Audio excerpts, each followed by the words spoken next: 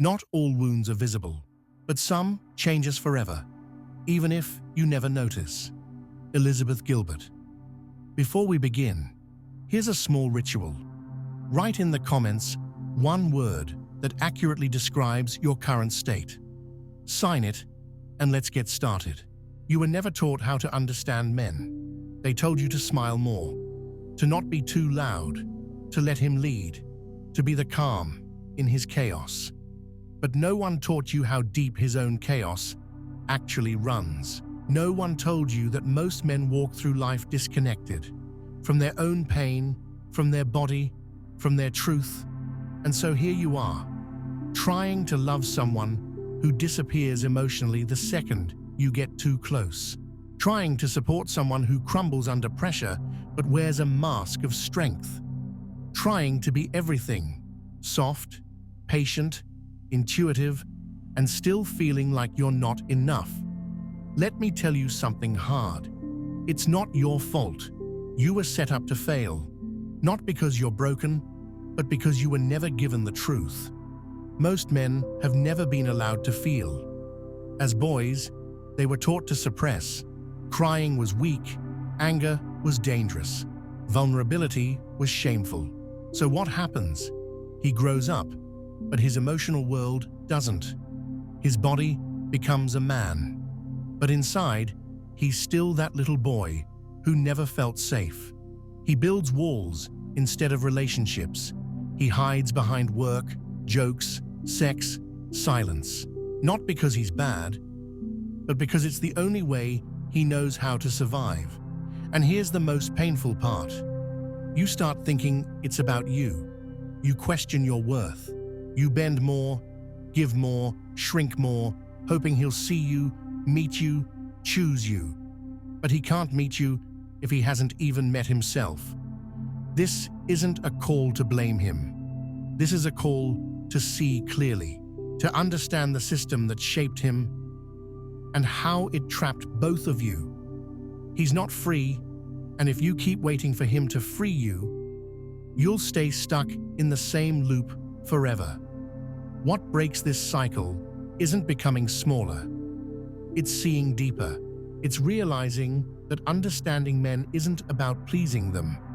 It's about protecting yourself, knowing what's his pain and what's yours, knowing what to carry and what to put down. If these words land somewhere in your body, subscribe to this channel.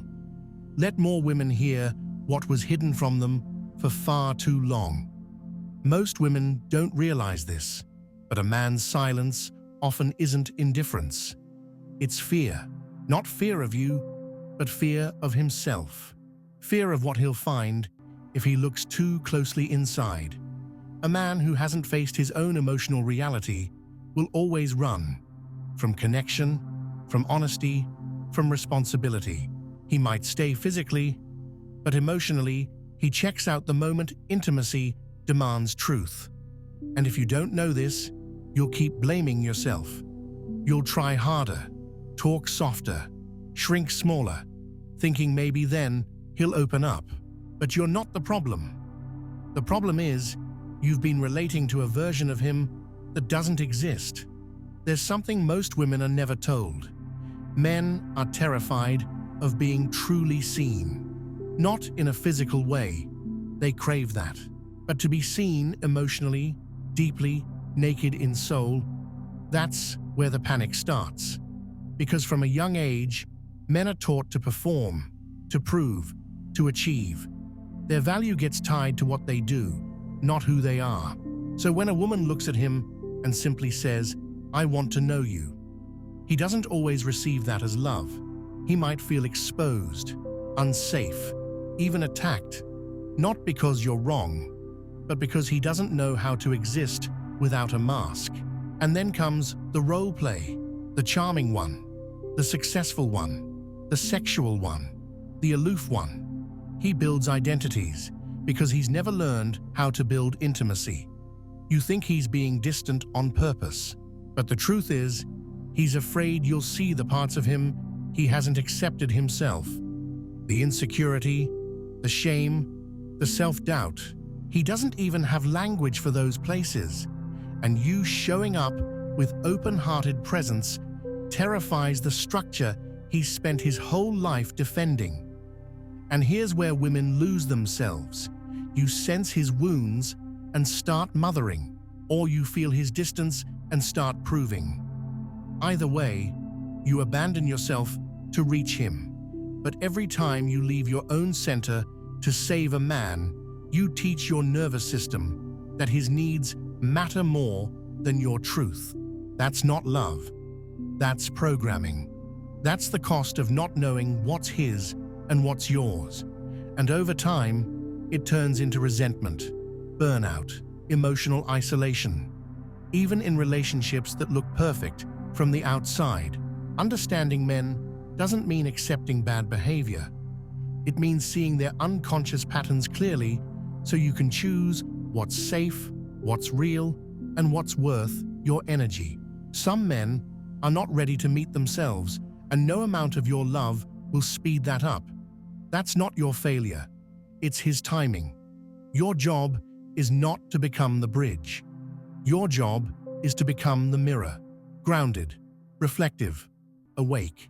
A woman who sees everything and still chooses herself first, not out of ego, out of survival, out of self-trust. And here's the shift.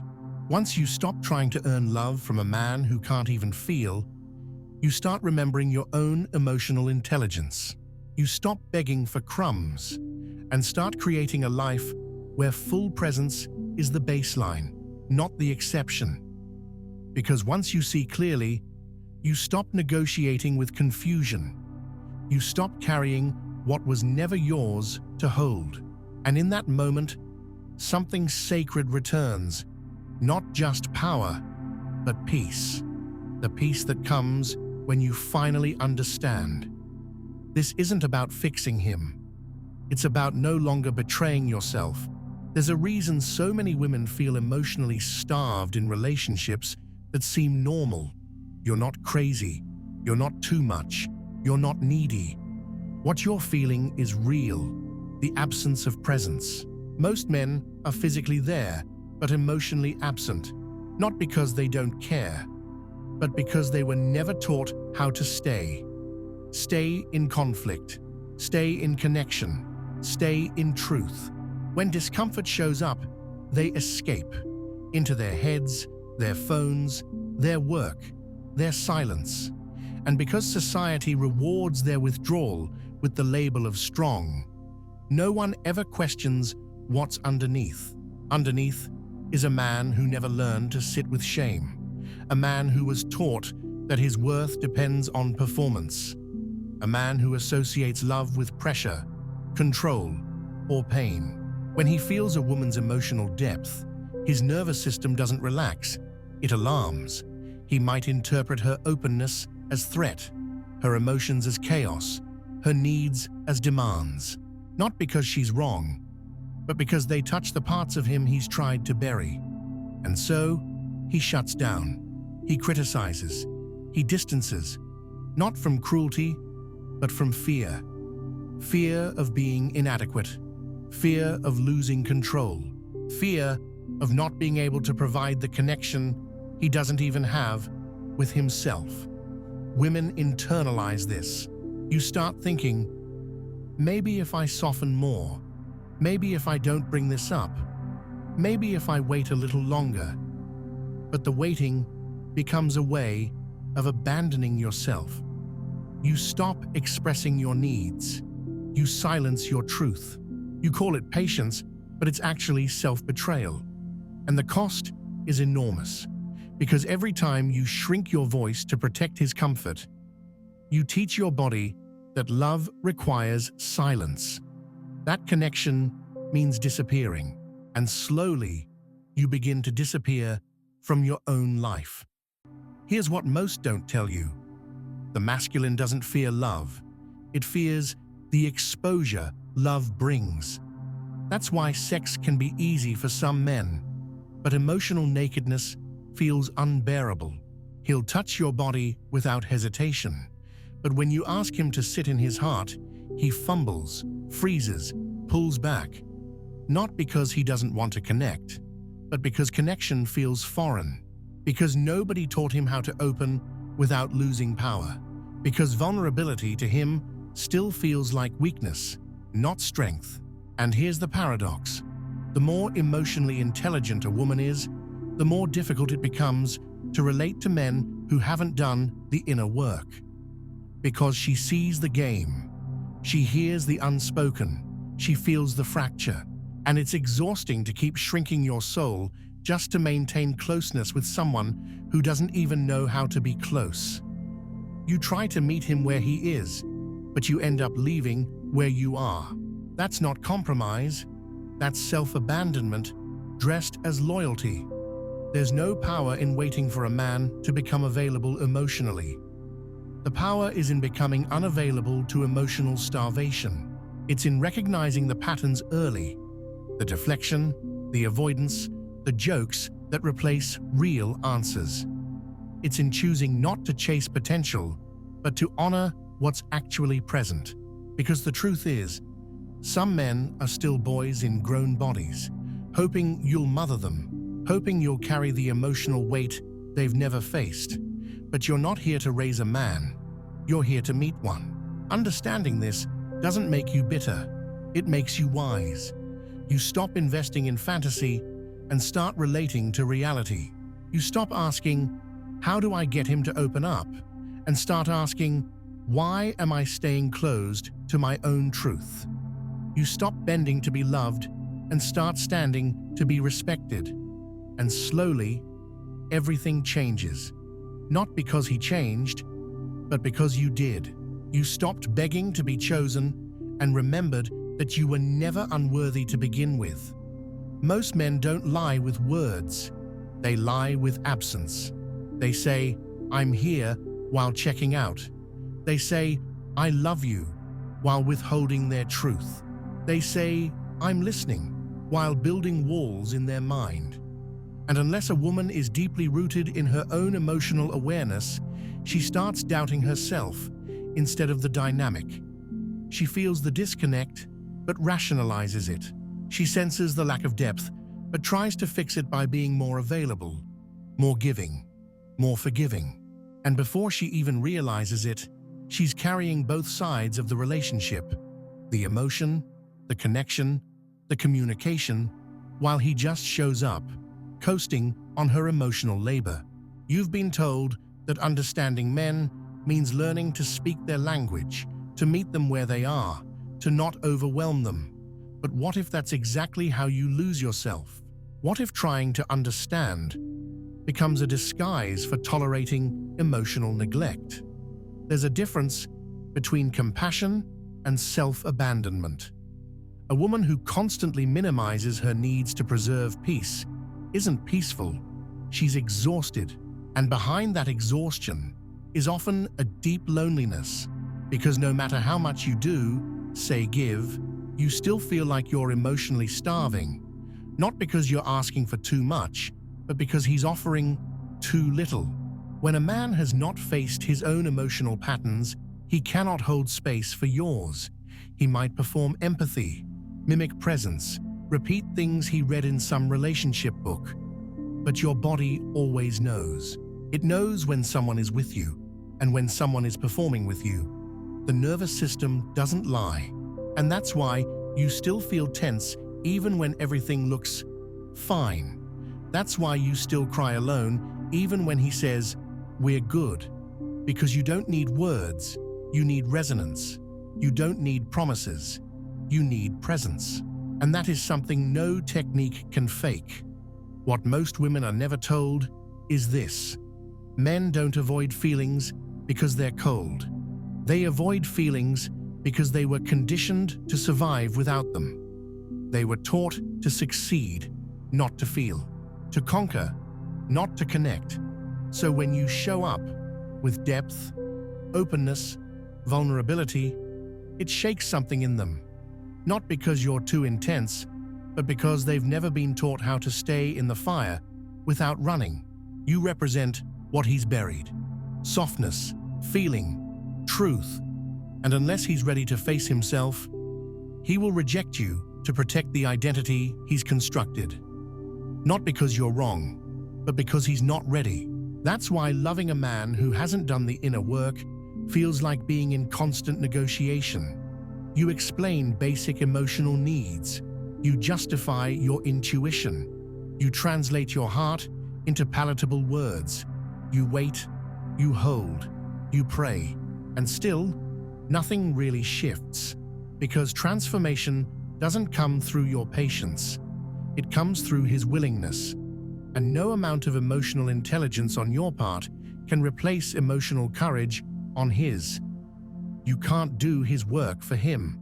You can only do yours, which is to see clearly, choose consciously, and stop betraying yourself in the name of hope.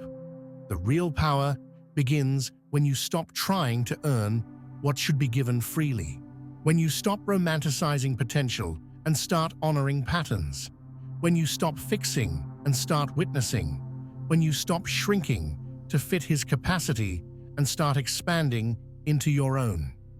That shift isn't easy. It requires grief. Grief for what could have been. Grief for the illusions you held. Grief for the years you spent waiting. But once that grief moves through, something else enters. Clarity. And clarity is what sets you free. Not from love, but from the illusion that love without presence is enough.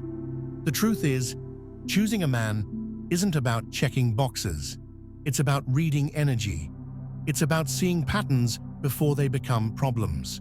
It's about understanding what real masculine maturity looks like and what it absolutely doesn't. If you don't know what to look for, you'll keep choosing the same dynamic in a different body. You'll confuse confidence with control, silence with strength, charm with presence. And that's how powerful women keep ending up in powerless relationships. So let's break it down. A man who is emotionally mature doesn't need to be chased. He doesn't punish you with silence, doesn't withdraw when things get hard, doesn't make you guess where you stand. He communicates, not perfectly, not always smoothly, but honestly. He tells you what he feels, even when it's uncomfortable. He doesn't try to win. He tries to relate. If you're always the one initiating depth, bringing up important conversations, or doing the emotional labor, that's not balance. That's parenting. And you're not here to be his mother. An immature man will make you feel like too much and not enough at the same time. He'll be attracted to your light, but resent the way it reveals his shadows. He'll say he wants intimacy, but sabotage it every time you get close. He'll love the idea of you more than the reality of showing up for you. And you'll keep trying to prove yourself, thinking that if you just get it right, he'll finally choose you fully. But real love doesn't feel like a performance. It feels like home. Safe, solid, steady, even when it's messy. So how do you choose better? How do you recognize true readiness in a man? Here's what to look for.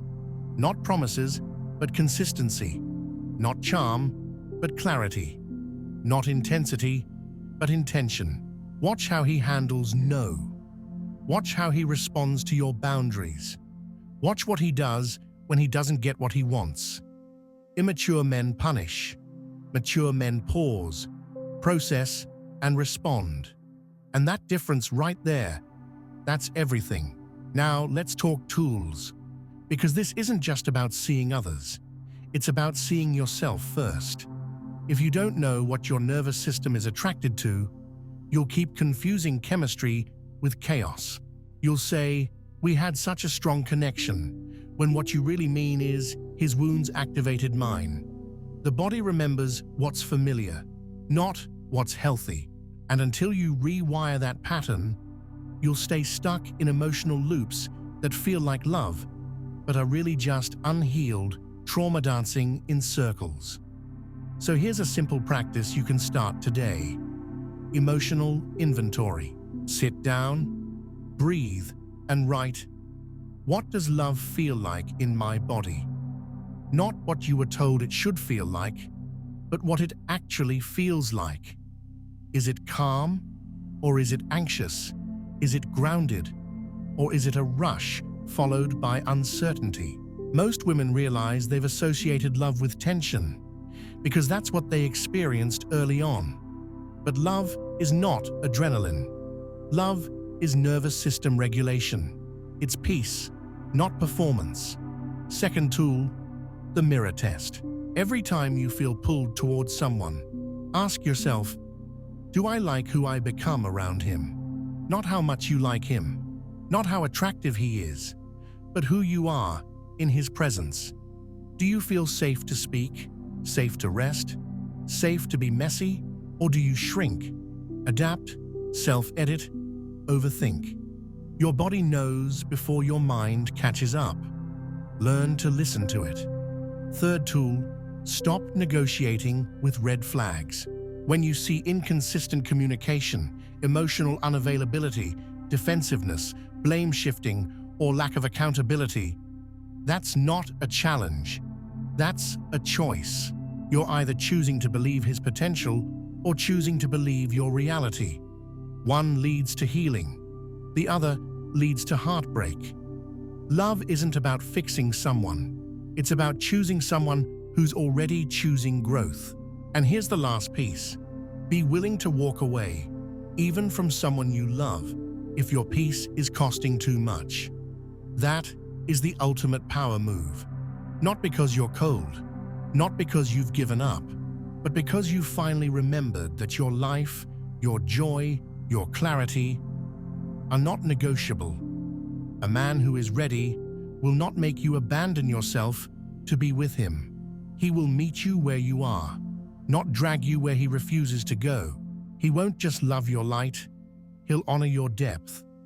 This isn't about being hard, it's about being honest with yourself first.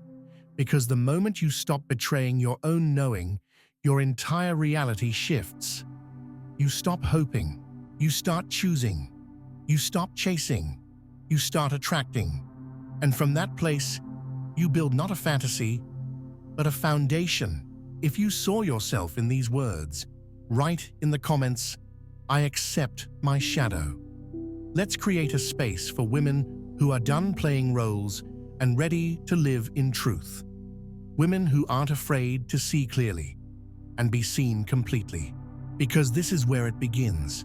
Not with them, with you. And this is only the beginning. Great relationships don't happen by accident.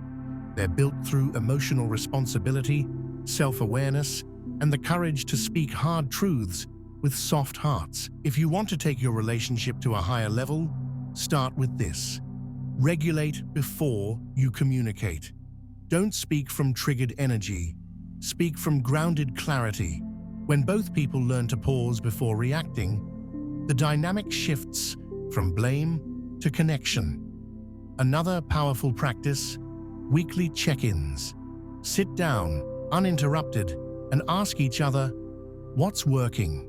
What's not? What do you need more of? This creates emotional safety, not just chemistry. Emotional safety is what allows intimacy to deepen without fear. Also, prioritize play. Joy isn't a luxury, it's glue. Couples who laugh, create, and explore together last longer and heal faster. Don't let your relationship become a project. Let it remain a playground for two growing souls. And finally, become what you seek. If you want more presence, practice being fully present. If you want more honesty, embody radical truth. Relationships rise when both people rise. And when that happens, love is no longer survival. It becomes expansion. We're sure you've discovered plenty of value, so subscribe now and stay connected.